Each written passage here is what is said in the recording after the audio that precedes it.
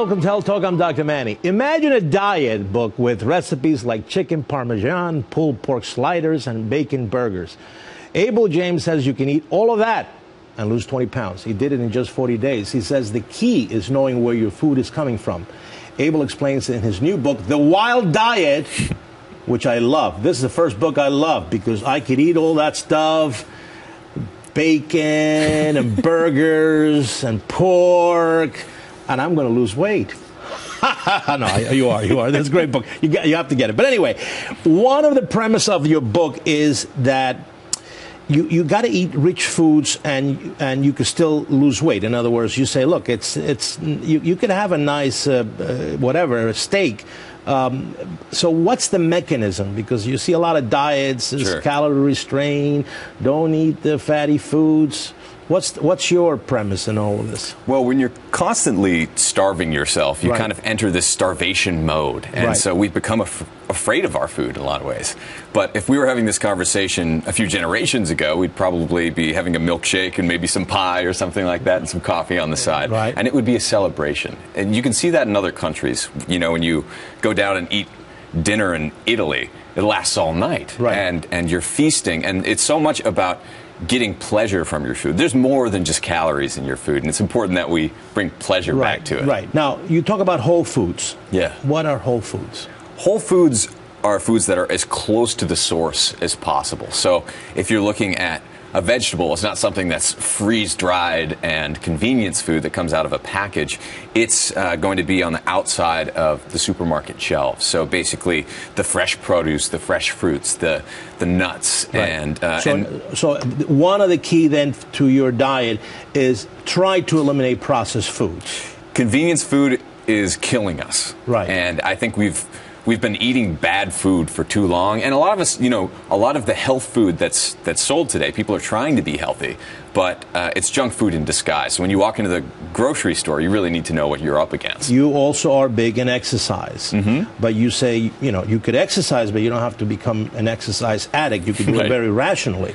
Absolutely. So give me a little tips there, because that's where I fall short in the exercise routine. Sure, yeah. So I used to run marathons, and I would go out and run 30, 50 miles a week, sometimes even more than that. And I did an interesting experiment and shared the results on my blog, running that amount and then going down to intensity exercises. Mm-hmm.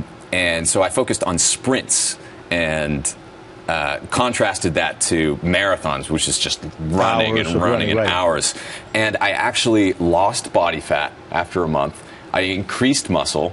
And even more than that, you could tell that the cortisol in my system, the thing that makes your, the stress hormone that makes your face puffy and you kind of lose color and things like that, that started to be corrected. So when you focus on exercise, you really want to look at intensity more than just kind of chaining yourself to the treadmill. I'm going to go to the gym for an hour 4 times a week. Short and sweet, but yes, with a punch. Short and sweet, yeah. I like that. What about alcohol?